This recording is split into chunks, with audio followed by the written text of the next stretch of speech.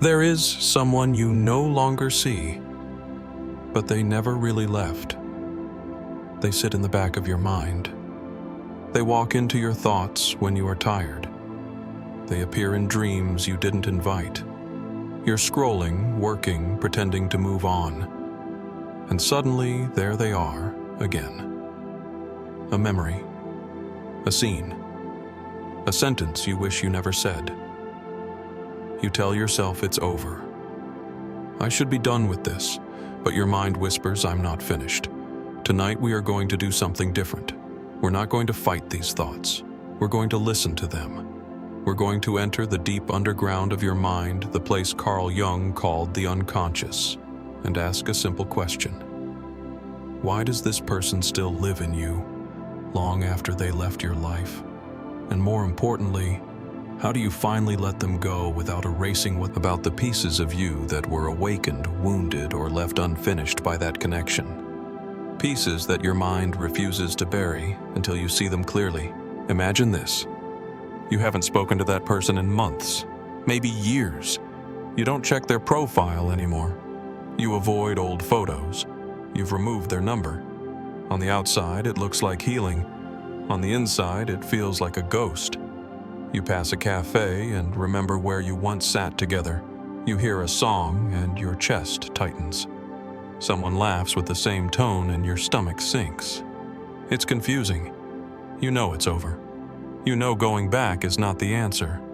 And yet they still feel present. The memory is not just mental. It lives in your body, in your nervous system, in your habits, in the way you flinch at certain words, in the way you hesitate to trust again. Jung would not say, just forget them. He would ask, what do they represent inside you? Because think of your mind as a vast inner landscape. Conscious thoughts are the surface. What you know, what you can name, what you can explain to a friend. But beneath that surface lives a deeper layer. The unconscious. The place of images, dreams, instincts, old wounds, buried truths. This hidden layer speaks in symbols, not in logic. And people can become symbols. That person who lives in your thoughts might not just be an ex, a friend, or someone you almost loved. Inside your psyche, they might stand for something far more primal. A time when you felt chosen, a version of you that felt alive, a wound of abandonment that never healed, a fear of being not enough, a longing to be truly seen. But whispering, there is something unfinished here. Look closer. The mistake we often make is this. We think the problem is the other person. I can't forget them. I still love them. I still hate them. But Jung would say, let's go a layer deeper. There is a concept in Jungian psychology called the shadow. It is not evil. It is not a curse. It is simply everything in you that has been pushed away. All the feelings that were too much. All the needs that were dismissed. All the anger you were not allowed to feel. All the desires you were taught to be ashamed of. These parts didn't disappear. They just moved into the dark. Now imagine someone walks into your life, and without knowing it, they awaken these hidden pieces. You feel an intensity you can't explain, a sense of familiarity, a strange gravity. You project onto them your hope, your fear, your ideal partner, your savior, your judge, your parent, your inner critic, your lost twin. And when they leave, it doesn't feel like a simple separation. It feels like something in you has been torn out. Your shadow, once awakened, refuses to go back to sleep. That is why your mind keeps returning to them. Not because you are weak, not because you are obsessed, but because your psyche is trying to complete an inner process that got interrupted. So instead of asking, why can't I stop thinking about them? You can begin to ask. Letting go does not start with force. It starts with honesty. There is a subtle cruelty in the sentence, I should be over this by now. It sounds like discipline, but it often hides self-rejection. You are not a machine that deletes files on command. You are a living being with emotional roots. You cannot rip out a root by shouting at the tree. Jung believed that healing begins when we stop fighting our inner experience and start listening to it. So tonight, instead of pushing thoughts away, you might try something new. You sit quietly. You allow their image to appear. You let the memories come without chasing them, without clinging to them. You ask yourself gently, when I remember this person, what hurts the most? Is it that they left? Is it that they changed? Is it that it is about losing yourself in the process? The times you stayed when your soul wanted to leave. The times you swallowed your truth to avoid conflict. The times you accepted less because you were afraid of being alone. That is the wound that still speaks. And it will keep letting go is not the moment you stop thinking about someone. Letting go is the moment you stop abandoning yourself for their memory. We cling not only to people but to stories. Maybe they will come back. Maybe they will finally realize what they lost. Maybe if I were better, more attractive, more calm, more fun, it would have worked. These maybes are emotional chains. They tie you to an alternate reality that never existed. Jung would invite you to recognize something subtle but powerful. Your mind creates fantasy futures when it is afraid to stand in the present. So instead of asking, what if they come back? You might ask, what if my life is allowed to be good, even without them? That question opens a different door. Letting go. To truly release someone, you don't have to erase them. You have to integrate what they awakened in you. Integration means you stop blaming them for every feeling. You stop blaming yourself for every mistake. You begin to see the relationship as a teacher, not a punishment, not a proof that you are unlovable, not a cosmic joke, but a mirror that showed you where you are still afraid of abandonment, where you settle for less than you give, where you confuse intensity with compatibility, where you search outside for worth that can only be born within. You do not need to glorify them. You do not need to hate them. You just need to see clearly. This person entered my life. They touched deep places in me. They left. And now my work is not to change. Let's make this more practical. There are a few inner practices that can gently loosen the emotional knot. First, silent self-inquiry. Find a quiet space.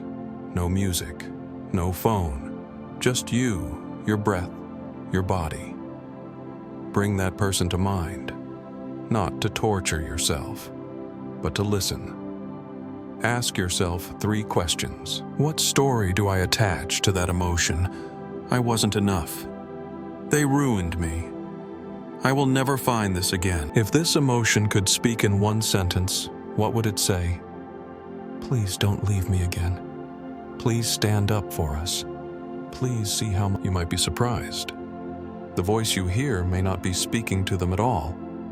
It might be speaking to you, to the part of you that felt abandoned long before they showed up, to the part of you that never learned how to feel safe without someone else's approval. This is where real healing begins, not at the level of the person, at the level of the original wound. Second, writing as a ritual of release. Take a sheet of paper or a notebook, write their name at the top. Then answer these prompts honestly without editing yourself. What did I hope this person would give me? What did I give up in myself to keep them? What did this relationship show me about my needs, my fears, my patterns? What do I never want to repeat again? What part of me is ready to come back home now that they are gone? Don't rush. Let the words spill. You are not writing for them. You are writing for you, for the part of your psyche that needs closure from you, not from a final text message. When you are done, you can keep these pages, or you can tear them. burn them safely, or place them somewhere sacred. Third, visualization as energetic detachment. Close your eyes. Imagine that between you and this person there is a cord. This cord is made of all the unspoken words, all the hopes, all the regrets, all the projections. You do not need to hate them to cut this cord. You do not need to pretend they never mattered. You simply recognize this connection, exactly as it is, can no longer be the center of my life. Now imagine that in your hand you hold a gentle light. Not a knife, not a weapon, just pure awareness. You bring this light to the cord, and the cord begins to dissolve. Not violently, but slowly, like mist under the morning sun. As it fades, you might feel sadness, relief, fear, or nothing at all. Whatever you feel is okay. Now, there is something very important to understand. Healing is not linear. Some days you will feel strong. You will think, I'm done. I'm free. I've finally moved on. Then, on another day, you'll smell their perfume on a stranger, or pass a familiar street, or have a dream, and your heart will ache again. This does not mean you are back at zero. It means another layer is ready to be healed. Jung saw growth as a spiral, not a straight line. You circle back to similar feelings, but each time you stand on a slightly higher ground, with a little more awareness, a little more self-respect. There is another aspect we rarely talk about: the environment that holds your healing. Think of the people around you right now. The voices you hear daily, the conversations you swim in. Do they nourish your recovery, or do they pull you back into old patterns? If you are constantly surrounded by cynicism, gossip, comparison, and emotional chaos, your nervous system will struggle to find calm. Your mind will cling to familiar pain because it has nowhere else to land. But when you place yourself in circles that respect your growth, that encourage your boundaries, that remind you of your worth, something inside relaxes. Jung believed our outer relationships reflect our internal condition. Who has access to your time, to your attention, to your vulnerability? Letting go of one person often. There is also the question of identity. Many times we tie our sense of self to a relationship. I was the one who loved them more. I was the one they left. I am the person who was betrayed. I am the one who was not chosen. These quiet labels attach to your sense of who I am. And then even when the relationship is over, the label stays. You are no longer with them. But you still live as the abandoned one, the unworthy one, the too much or not enough one. Jung would gently challenge this. He would ask, who are you outside of that story, not as their partner, not as their almost, not as their rescuer or victim or mistake, but as a soul, as a unique center of consciousness? What did you love before you met them? What dreams were forming in you that had nothing to do with? It is letting go of the identity that crystallized around them. When you ask, who am I now, you create space. And in that space, a new version of you can begin to emerge. One who is less defined by loss. There is a phase in this process that can feel strange emptiness. After the intensity of attachment, after the storm of emotions, after the daily mental checking, there comes a quiet. You wake up and notice that they have not appeared in your thoughts yet. You pass a familiar place and feel only a soft echo. But instead of joy, you might feel blank. Who am I without this storyline? Who am I without this constant inner drama? Emptiness can feel frightening. But in Jung's view, Emptiness is often the space where something new wants to be born. It is the fertile field after the soil has been cleared, the silence before the next piece of music begins. If you rush to fill this space with another person, another distraction, another intense story, a desire to protect your peace, a new respect for your own energy, this is the beginning of individuation. The process of becoming who you truly are, not who others need you to be, not who your old wounds push you to be, but who you are. At this stage, something beautiful can happen in your relationships. You stop needing others to complete you. You no longer beg to be chosen. You no longer bargain pieces of your soul for crumbs of attention. You can love deeply, and at the same time hold yourself steadily. You can say yes from authenticity, not from fear. You can say no without drowning in guilt. Your connections become cleaner, less driven by old wounds, more aligned with your present truth. You attract people who recognize your value because you are no longer negotiating it. And when someone leaves, disappoints, or changes, it still hurts. There is one more piece that Jung emphasized: intuition. Not the anxious voice that screams worst-case scenarios, not the trauma voice that expects abandonment everywhere, but the calm, inner knowing that lives beneath the noise. This intuition is a direct line to your unconscious wisdom. It often whispered to you even during the relationship. Sometimes it said, "This is not right for you." Sometimes it said, "You are shrinking." Sometimes it said, "You already know the truth." Perhaps you didn't listen. Perhaps you weren't ready. Perhaps the fear of loss was louder than the voice of truth. That's okay. Now, as you heal, you have another chance to build a relationship with this inner guide. Through silence, ask yourself, what does my deeper knowing say about this person now that the noise has settled? What did I learn about when I ignored myself? How do I want to honor my intuition in the next chapter of my life?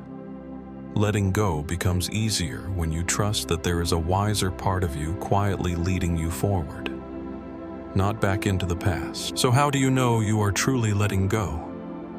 It's not when you never think of them again. Memories will visit. You are human.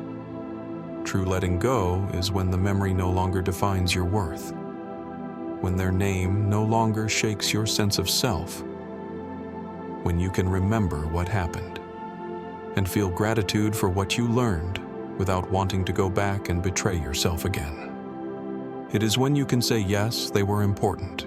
Yes, I loved. Yes, I hurt. Yes, I made mistakes. Yes, things could have gone differently. And still, my life is not over. My heart is not broken beyond repair. My story. Now I want to turn this back to you. Take a breath. Place a hand on your chest if that feels comfortable. Ask yourself quietly, what is one small step I am willing to take today to free this person from the center of my mind? Maybe it is writing that letter you will never send. Maybe it is deleting a folder of photos that keeps reopening the wound. Maybe it is unfollowing them not as revenge, but as an act of inner hygiene. Maybe it is finally booking that therapy session. Maybe it is returning to a hobby you abandoned. Maybe it is simply saying to yourself before sleep, I choose me now. Then ask, what dream, what goal, what path did I put on hold because I was emotionally stuck in this story? Name it. Whisper it. Write it down. You do not have to transform. If this message touched something inside you, you are not alone. There are many hearts walking around with silent ghosts, people they no longer speak to, but still carry like a weight. By understanding this process, by facing your shadow, by reclaiming your energy, you are not only healing yourself, you are also changing the way you will love in the future. If you feel someone in your life needs this, you can share this message with them. You never know, your courage might be the mirror they need to see their own. And if you want to keep exploring these inner landscapes, these quiet psychological truths, and these paths back to yourself, you can stay close to this space. There are many more journeys to take together. For now, as this chapter closes, remember this. The goal is not to erase the past. The goal is to let it shape you without you walk through it. Now the path ahead belongs to you. And somewhere inside, even if it's faint, a new voice is forming. It says, I am enough. I have always been enough. And I am allowed to create a life that reflects that truth. Let this be the beginning.